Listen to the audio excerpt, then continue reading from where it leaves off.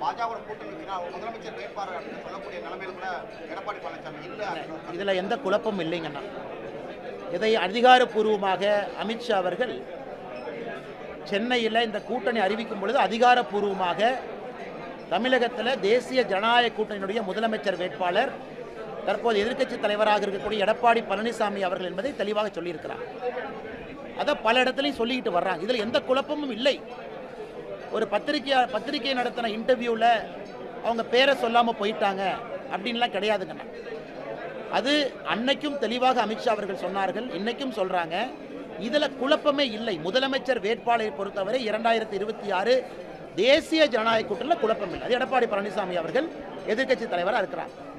அதனால் இதனுடைய அந்த ஸ்பெக்குலேஷன் உடனடியாக முடிவுக்கு வரணும். அது அன்வர் ராஜா அவர்கள் சொல்வது பச்சை பொய். அன்னைக்கு அமித்ஷா அவர்கள் அதிகாரப்பூர்வமாக அறிவித்த பிறகு அது எப்படி பாரதிய ஜனதா கட்சி தன்னுடைய முடிவை மாற்றிக்கொள்ளும்? அது எப்படி அமித்ஷாஜி அவர்கள் முடிவை மாற்றிக்குவாங்க? அதனால் இது சுத்த பொய். இதை எங்களுடைய மாநில தலைவர் திரு நயினார் நாகேந்திரன் அவர்கள் பல இடத்துல சொல்லியிருக்கிறாங்க. இருந்தும் நீங்கள் கேள்வியாக கேட்டனால இதற்கு நானும் பதில் சொல்லுகின்றேன்.